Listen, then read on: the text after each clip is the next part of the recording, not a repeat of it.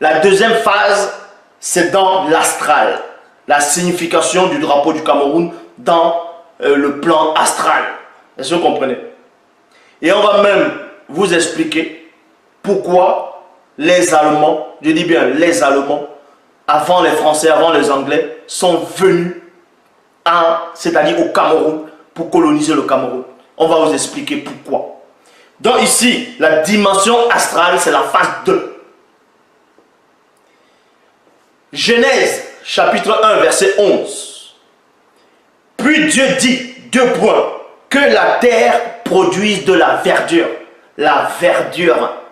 La verdure, et c'était l'herbe verte. On voit cela dans le livre, dans la version authentique originelle.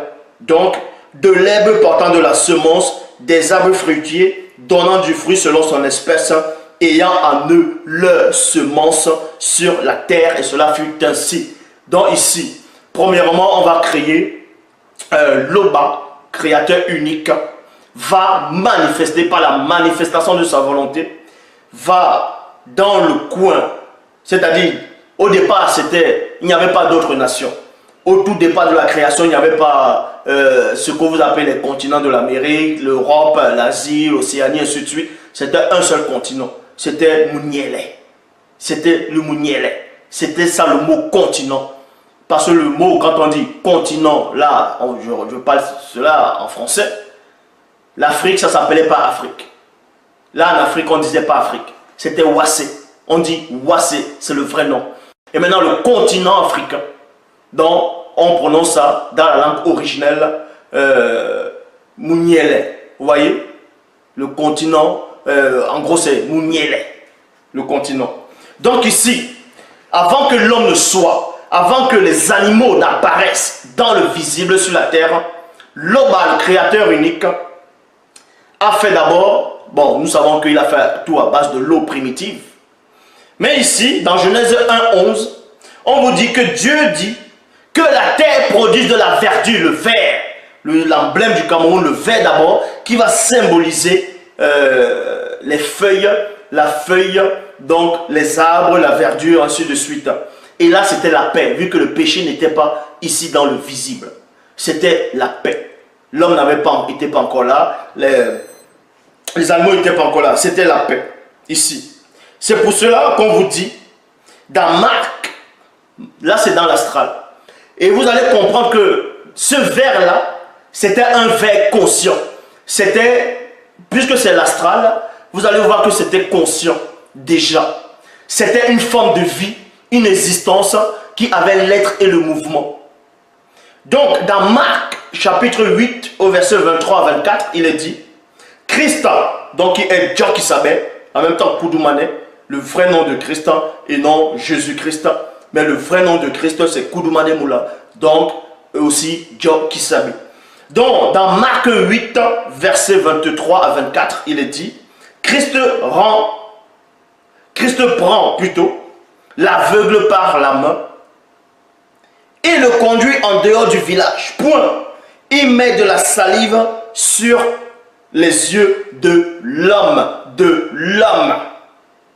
Il pose les mains sur lui et lui demande, est-ce que tu vois quelque chose? Point d'interrogation. Donc Christ ici, il a pris un aveugle, il l'a ramené hors du village, il a pris de la salive, il l'a posé sur les yeux et ensuite il lui demande, est-ce que tu vois quelque chose?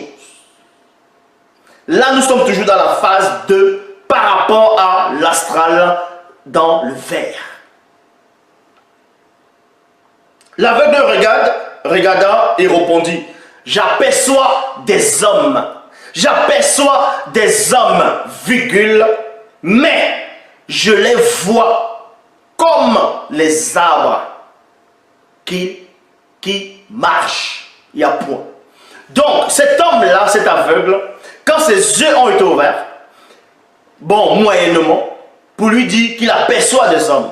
Et les hommes ont une âme, parce que l'âme a vécu dans l'astral. Maintenant, ensuite, il dit, je vois comme des hommes.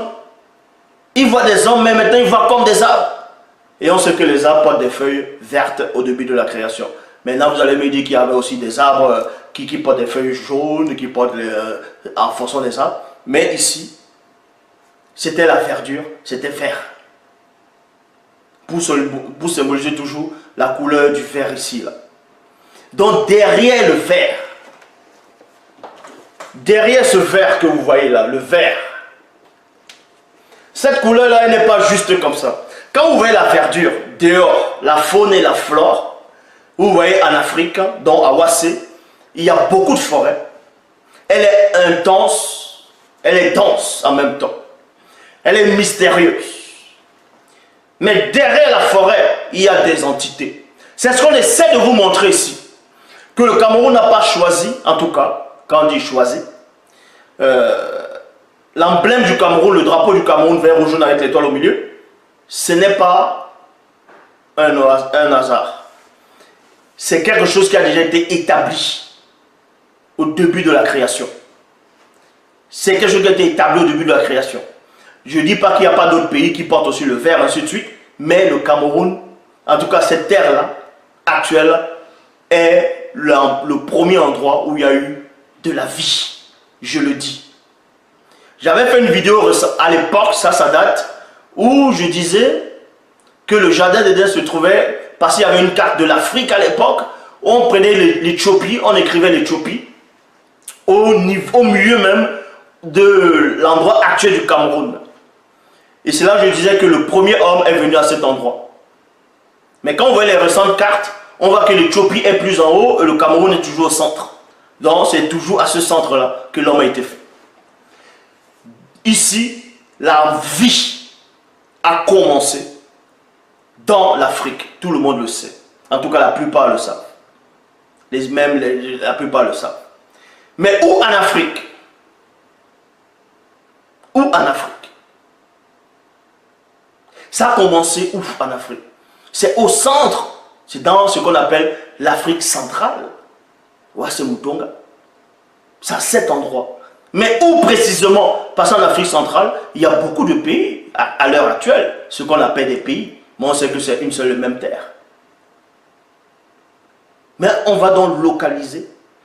On va vous expliquer plus tard à quel endroit cet homme est venu, le premier homme. La vie a commencé où en Afrique. Et pourquoi le Cameroun actuel, on l'appelle l'Afrique en miniature. Si l'Afrique a commencé en Afrique, si la vie a commencé dans ce que vous appelez l'Afrique, pourquoi le Cameroun, on le nomme Afrique en miniature?